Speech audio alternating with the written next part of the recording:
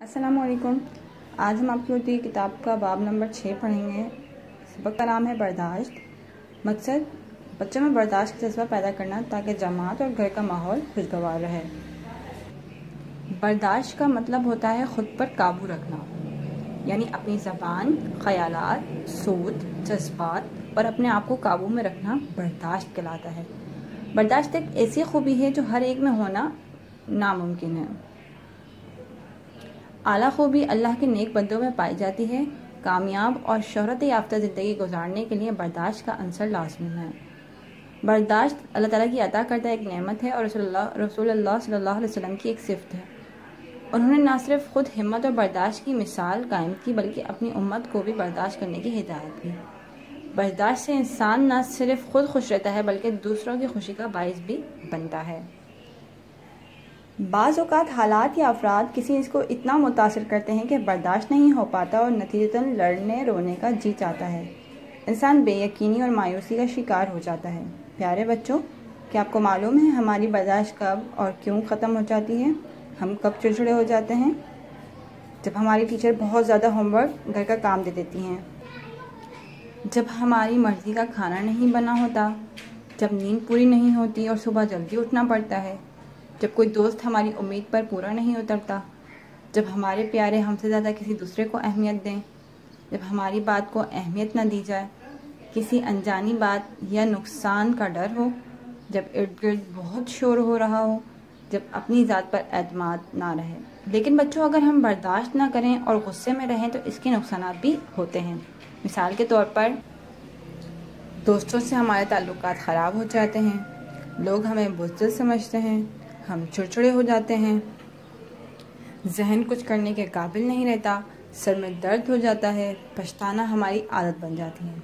इन सारी बातों और नुकसानात को देखते हुए हमें चाहिए कि हम ऐसी बातों को अपनाएं जो हमें बर्दाश्त करना सिखाएं और हम सब लोगों की पसंदीदा अफराद की फहरिस्त में शामिल हो जाएं। अगर आप दर्ज झेल बातों को अपनी ज़िंदगी और ज़ात में शामिल कर लें तो ना सिर्फ ये कि आपकी ज़िंदगी अच्छी तब्दीली आएगी बल्कि आपके दोस्तों में भी इजाफा होगा। दूसरों से हमेशा वो बात करें जो आपको अपने लिए पसंद है। अल्लाह की नेमतों का शुमार रोज़ाना करें और उसका शुक्र अदा करें। मायूसी को खैराबाद कह दें।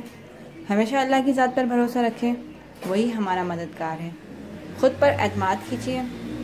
हमेशा सोचिए कि आप में ये काम करने की सलाहियत है। दूसरों और दोस्तों की मजबूरियों को समझने की कोशिश करें। तवक्कात कम से कम रखें और दूसरों के काम आएँ। अगर ऐसा करेंगे तो देखते ही देखते लोग आपके गर्विदा हो जाएंगे।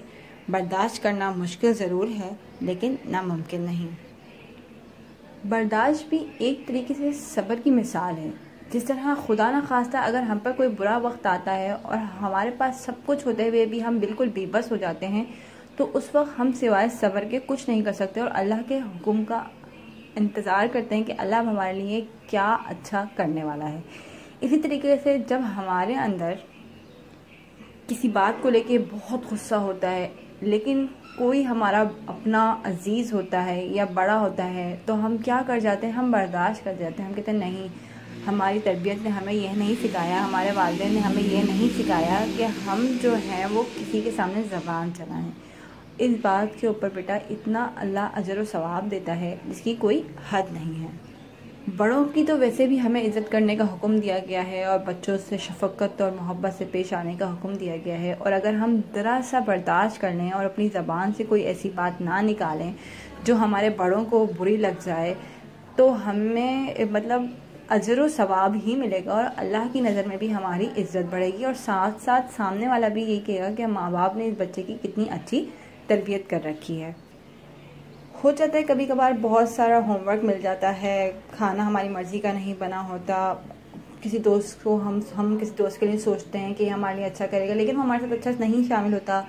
हमारी नींद पूरी नहीं होती, रात गए तक हम देर देर तक टीवी देख रहे होते हैं और जब हम कोई बात कर रहे होते हैं लेकिन सामने वाला हमारी बात के ऊपर कोई रिस्पॉन्स नहीं देता, कोई अहमियत नहीं देता, किसी बात का डर हो जाता है, अपनी ज़ात पर एतमाद नहीं देता कि हाँ हमने इतना कुछ पढ़ भी लिया है लेकिन हम फिर भी फर्स्ट नहीं आएंगे, ये सब चीज़ें, तो इससे क्या होता है हमारी बर्दाश्त ख़त्म हो जाती है, हम चिड़चिड़े हो जाते हैं। फिर हम बात बात पर एक दूसरे के साथ गलत बयानी से काम ले रहे होते हैं और गुस्सा कर रहे होते हैं और गलत अल्फाज मुँह से निकाल रहे होते हैं। लेकिन ये सब होने के बावजूद भी अगर हम ये सोचें कि जो चीज़ हमारे पास है वो किसी दूसरे के पास नहीं, और ये सोचकर हम बर्दाश्त कर लें और अल्लाह की नेमतों का बेहद शुक्र अदा करें, तो हमें कितना सवाब मिलेगा ना। हमारी कितनी हमारे किरदार की सब तारीफ़ करेंगे, हमारी ज़बान की, हमारे लहजे की, हमारे एटीट्यूड की, सब लोग तारीफ़ करेंगे कि इस बंदे के अंदर, इस बच्चे के अंदर कितनी बर्दाश्त है। ये अभी से इतनी बर्दाश्त कर रहा है तो बड़ा होकर तो पता नहीं कितना अच्छा होगा। लेकिन अगर हम बर्दाश्त नहीं करते हैं तो इससे क्या होता है, हमारी बातचीत ख़राब हो जाती है दूसरों के साथ। लोग हमें बुज़ुर्ग समझते हैं, इसके अंदर काम करने की हिम्मत नहीं है, हमसे हसद कर रहा है, इसीलिए ये ऐसा है। ठीक है, हम चिड़चिड़े हो जाते हैं, मतलब हमारा दिल नहीं चाहता किसी से बात करने को या कोई हमसे बात करे।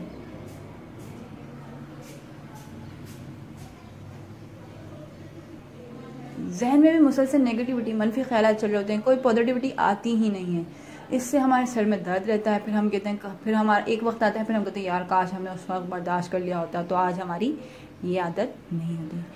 हमेशा वो काम करें जो अपने लिए भी पसंद करते हैं, तो दूसरों के लिए भी वही काम पसंद करें। ठीक है, अल्लाह ताला की नेमतों का रोज़ाना शुक्र अदा करा करें कि अल्लाह तूने हमें इतनी अच्छी अच्छी नेमतों से नवाजा।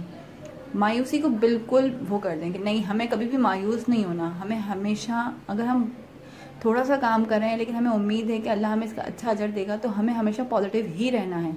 वो अल्लाह अजर किसी भी वक्त दे देता है, इसका एक मुख्तस टाइम नहीं है बेटा। वो तो हमारे लिए उसने हिकमत अमली पहले से तैयार कर रखी है ना कि हमारे लिए क्या बेहतर है, क्या बेहतर नहीं है।